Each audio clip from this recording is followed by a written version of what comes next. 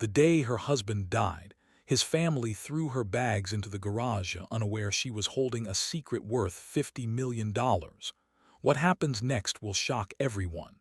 The rain started just minutes after Aram's heart stopped. A thin, cold drizzle tapped against the hospital windows as if the sky itself knew it was witnessing the end of a story and the beginning of another. Aisha stood frozen beside the hospital bed, her fingers trembling as they wrapped around the still warm hand of the man she had spent the last 8 years loving. The beeping machines had gone silent, but the emptiness that followed was louder than anything she had ever heard. Aram's death wasn't a surprise to anyone except her. His illness had been slow, quiet, hidden behind a smile he wore every morning, even on the days his hands shook too much to hold a cup. He had always said he didn't want to worry her. He always said she deserved peace. But nothing about this moment felt peaceful. As she leaned down to kiss his forehead one last time, she whispered the words she had repeated to him every night for months. "I'll be okay, because you said I would be." She didn't believe it, but she wanted him to. Minutes later, the door burst open. Not gently, not respectfully, it slammed against the wall. His family had arrived. Aram's mother's eyes were red, not from crying but from anger. His brother Daniel walked in with a stiffness that Aisha recognized too well, resentment mixed with pride.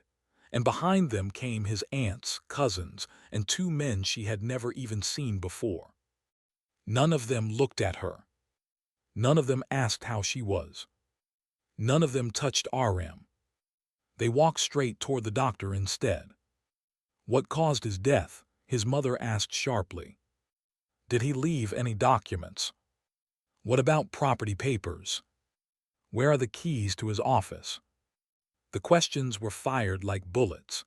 Aisha stood in the corner, still gripping Aram's wedding ring in her palm, watching the family she had tried so hard to earn crumble into greed within seconds.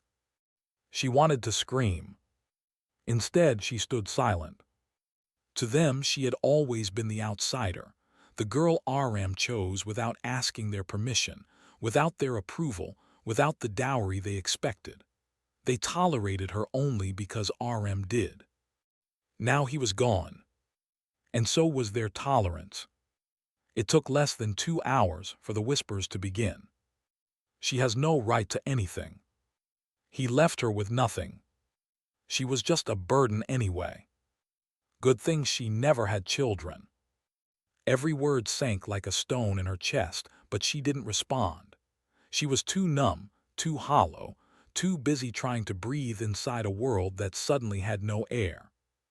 When the paperwork was done and Aram's body was taken for burial preparations, Daniel finally turned to her. "Go home." It wasn't a suggestion. It was an order. "But the funeral," she started. He cut her off. "Family only."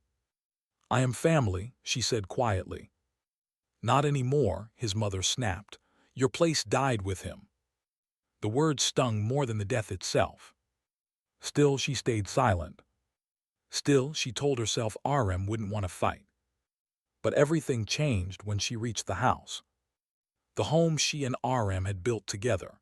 The home they painted together. The home filled with memories of laughter, arguments, late-night chai, quiet Sundays, and dreams whispered into darkness. The home she thought was hers, until she found her suitcases already outside the front door. Thrown. Not placed. Thrown. Like trash. Her clothes were scattered across the porch, some still dripping from the rain. Shoes mismatched, jewelry boxes cracked, her shawls lying in muddy puddles. And near the garage she saw his watch, the one Aram had gifted her on their 6th anniversary, smashed under someone's heel. Aisha didn't cry. Not because she was strong, but because she didn't have tears left. Daniel stood in the doorway with crossed arms and a cold stare. "You can take whatever is in those bags," he said. "Everything else stays. This house is ours now." She wanted to say that Aram would never have allowed this. She wanted to remind him that RM loved her more than anything. But she knew it wouldn't matter. In their eyes, she no longer existed. Men from the family came out and began dragging her things into the garage, not even bothering to close the bags, not even treating her privacy with dignity. They dumped everything onto the concrete floor and walked away without a second glance. Then the final blow came. Daniel tossed a small envelope at her feet. "This is all he left for you," he said. The envelope was light, flat, almost empty. She picked it up with shaking hands and opened it. One single page. One single sentence. One single signature. RM's handwriting. "At the right time, everything will make sense." She stared at it, confused, angry, hurt. Was this a note? A message? A cruel joke? A goodbye? She couldn't tell. She folded it back into the envelope and held it close to her chest, wishing desperation could bring him back. Then she gathered her bags.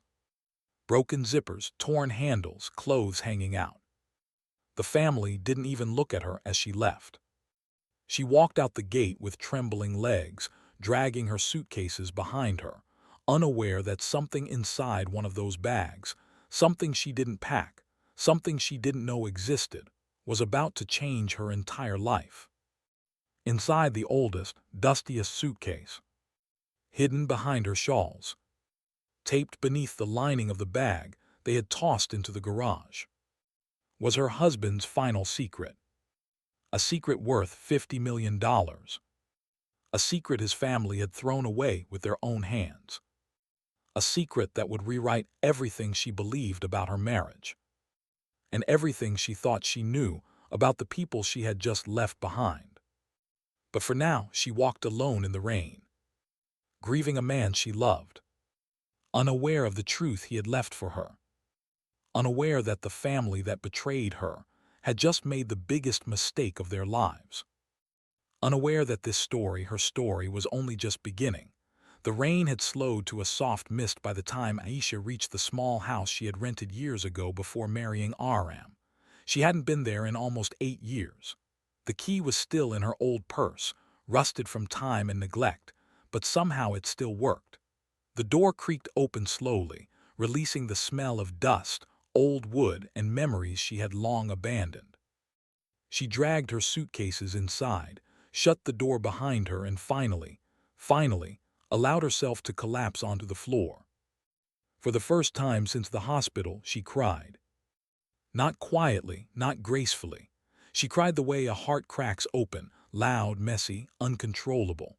She cried until her throat burned, until her eyes swelled, until she couldn't breathe. When she finally stopped, the house was silent again. Only her broken breathing remained. Hours passed before she gathered the courage to stand up and wipe her face. She lit a small lamp on the table and sat down on the floor beside her suitcases. She knew she had to clean the mess, sort her things, and figure out what to do next. She had no money, no job, no support, and apparently, according to his family, no rights. But she still had RM's note. At the right time, everything will make sense. She didn't know what that meant, but she wanted to believe it meant something. With a deep breath, she opened the first suitcase. Clothes, scarves, books, all drenched, all cold. She opened the second. More clothes, broken lipstick, a shattered perfume bottle. Then she reached for the old brown suitcase, the one she never used anymore. The one RM always refused to throw away, saying, "Some things carry memories, Aisha. Let them stay." When she touched the handle, something felt odd. Too light. Almost empty. Her eyebrows pulled together. She unzipped it. Nothing but a few shawls and old papers met her eyes. She frowned. This wasn't right. She remembered packing this bag full last year for a trip. She had never unpacked it. So where were her things? She checked the lining. Her fingers brushed against something hard underneath the fabric. A rectangle, metallic. Her heart skipped. She pressed the edge. It made a hollow click. Then she noticed thin tape holding the lining down. Her hands trembled. She peeled it back slowly, and the bag revealed its secret. A flat metal box built into the structure of the suitcase, a secret compartment. Her breath hitched. She pulled it out. It was heavy, much heavier than she expected. A small lock sealed the lid shut, and engraved on the top were 3 simple letters. AIN.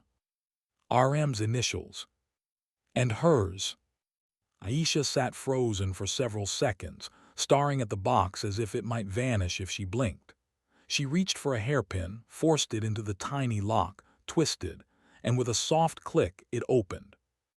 Inside were stacks of documents tied with a ribbon. On top lay a flash drive. And under that, bundles of papers stapled neatly. Each page stamped. Each page signed. Bank statements. Company shares. Investment portfolios. Her eyes widened with every page she flipped. $40 million in stocks. $7.5 million in global accounts. $1.2 million in bonds. Plus an offshore trust in her name. In total, $50 million. Her throat tightened, her breath stuttered, the room spun. She closed the lid and opened it again, as if expecting it to change. It didn't. Tears filled her eyes, but not the same kind she had shed before. Shock, confusion, fear, and beneath all of it, relief. But the biggest question crashed into her mind. Why? Why had RM hidden this? Why had he never told her? Why had he left everything to her and nothing to his family? She pulled out the flash drive and set it aside. She needed to see what was in it, but first she had to understand the papers. Hours passed as she read, and the more she read, the more the truth unfolded. RM had begun moving his money into her name almost a year before he died. Quietly, legally, safely. Every account was locked with her signature alone. He had trusted her completely. But why in secret? Her mind raced. Then she noticed the bottom of the box, another envelope. Her name on it. Hands shaking, she opened it. Inside was a handwritten letter. Aisha, if you are reading this, it means time has won and I have lost. But not everything is gone. I didn't tell you because I knew you would try to stop me. You have always had a clean heart, too clean for the world I lived in. My family does not love me. They love what I built, what I earned, what I owned. You were the only thing in my life untouched by greed. So I did what any man with a brain and a beating heart would do. I protected you. This money, this fortune, is our story, not theirs. You will soon understand why I had to keep it hidden. There are people you cannot trust. Be careful. Be strong. And remember, everything I did for you. RM. Aisha's hands trembled. People she couldn't trust. His family. Someone else. Suddenly, the room felt colder. She looked at the flash drive. Something inside it was the key. She could feel it. Something RM left that would explain everything. She plugged it into her laptop. A single video file appeared. Titled, "If Anything Happens to Me." Her chest tightened. With a deep breath, she clicked it. The screen lit up with RM's face. Pale, tired, but eyes full of something she hadn't seen before. Fear. Aisha, he began, voice weak but steady. If you're watching this, someone wanted me gone. Her heart dropped. Gone. As in killed. She leaned forward, eyes wide, pulse racing. RM continued. This isn't illness. I need you to hear me carefully. I've been threatened, not by strangers, by people I trusted, by people who want what I built. I didn't want to scare you, so I pretended everything was normal, but it is, and it won't be. Aisha's breath shook violently. RM swallowed hard. My family thinks they deserve everything, but they don't. They've done things, Aisha, terrible things, and if anything happens to me, you must protect what I've left you. Don't go back to them. Don't trust them. They will come for the money, and they will come for you." Her stomach dropped. Her hands went cold. Her entire world shifted. RM's final words stabbed through her. "Do not let them near you. And whatever you do, don't tell them what you found. They are more dangerous than you know." The screen went black. Aisha stared at it frozen. Dangerous. Not greedy. Not cruel. Dangerous.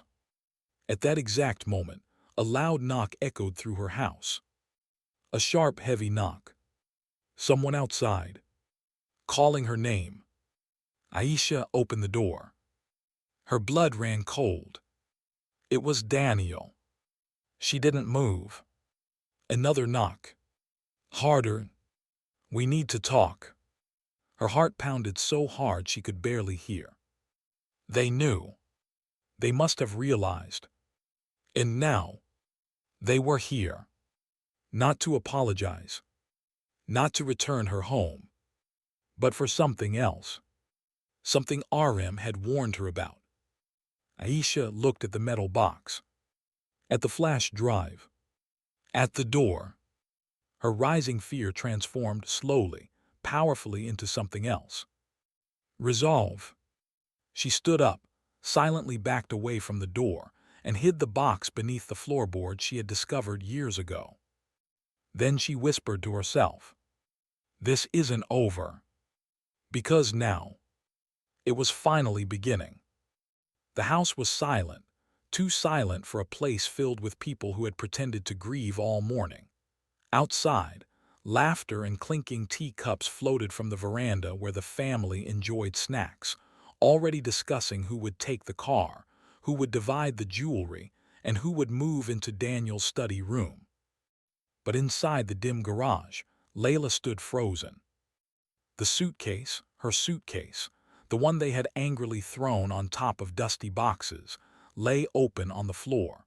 And in the middle of it, the envelope Daniel had hidden so carefully was now missing. Her heart slammed in her chest. Someone saw it. Someone opened it. Someone knew about the money. She spun around, scanning the garage, and that's when she heard it, a soft rustle. A shadow slipped behind the storage racks. "Who's there?" she whispered. At first there was no answer, then footsteps, slow, heavy. And out of the darkness stepped Mara, Daniel's cousin, the same person who had screamed the loudest at Layla that morning, accusing her of being a curse and bad luck the moment Daniel died. Mara was holding something in her hands. The envelope. Her lips curled into a smirk that made Layla's stomach twist. "Well, well," Mara said, shaking the envelope lightly. "You weren't as poor as everyone thought." Layla's pulse raced. "Give it back." Mara laughed, a cold, sharp sound. "Oh, sweetheart, you really think this was meant for you? This," she held up the envelope, "belongs to the family. We took care of Daniel, you just lived off him." Layla stepped forward. "You don't understand what you're touching." She wasn't lying. Inside that envelope wasn't just a bank document. It was the key to $50 million invested quietly over the past 8 years. Daniel's life's work. Daniel's secret. Mara's eyes gleamed. "Oh, I understand perfectly, and don't worry, I'll keep the money safe, in my account." She turned to leave. But Layla didn't move aside. For the first time since Daniel's death, Layla stopped trembling. Something inside her snapped, something fierce, something protective, something that had been silent for too long. "You think you can steal from me?" Layla whispered, her voice low but unshaking. Mara rolled her eyes. "From you, you were nothing to him." Those words, nothing, hit the deepest part of Layla's soul. Until now, Layla had swallowed every insult, every humiliation, every attempt to erase her place in Daniel's life. But this moment, this was different. Layla stepped closer, her eyes burning with a fire Mara had never seen. He left it for me, she said, voice rising. Only me, and he trusted one thing, that I would protect it from people like you. Mara stiffened, her grip on the envelope tightening. Move. But Layla didn't. Instead, she reached behind her and pulled out Daniel's last video message, the one hidden inside the same suitcase, recorded a week before his death, addressed only to her. She pressed play. Daniel's voice filled the garage. If you're hearing this, Layla, it means I'm gone, and you already know. They will try to take everything from you, but the money and the truth is yours, not theirs. I trust you. Only you. Mara froze.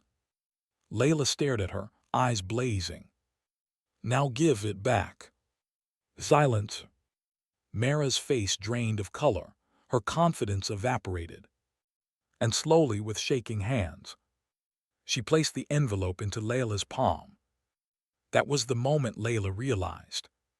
This wasn't just money. This was Daniel's final choice.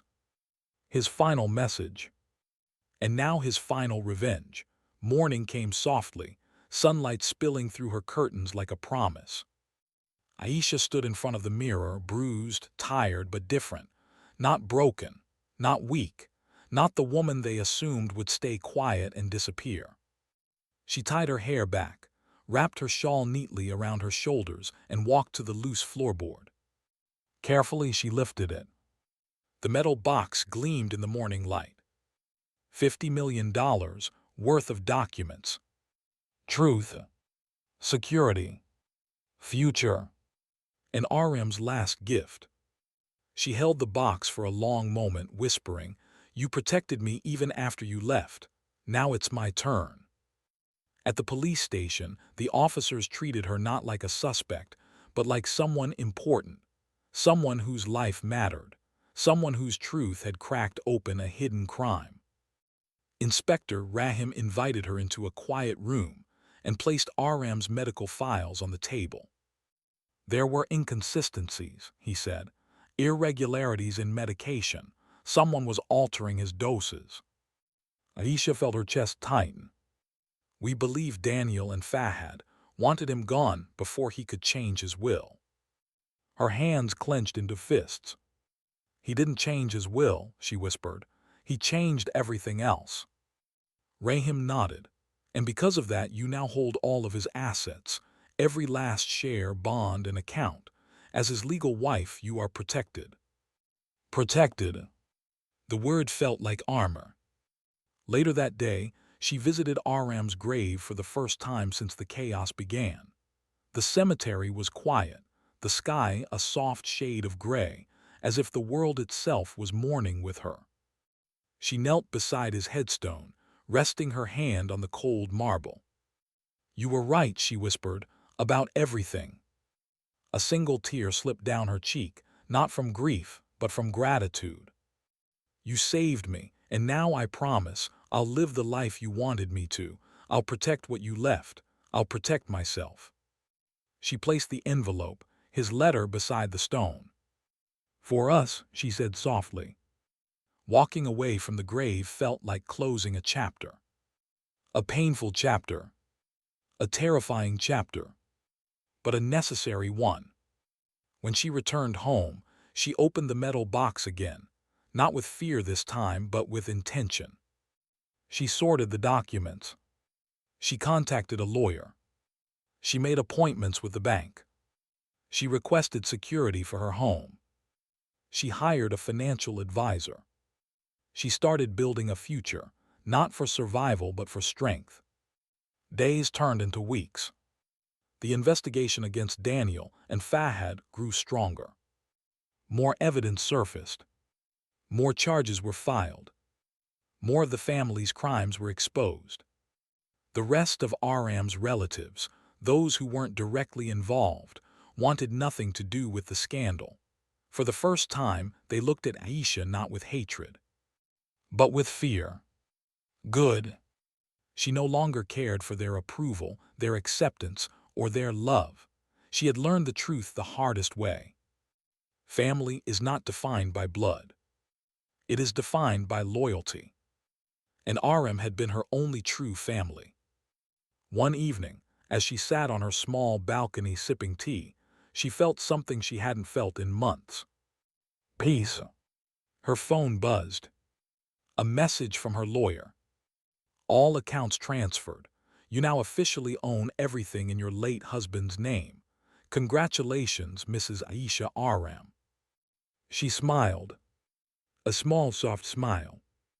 Not for the money, but for the journey, for the strength she found, for the danger she escaped, for the justice she earned, and for the love that, even after death, protected her more fiercely than anyone living ever had.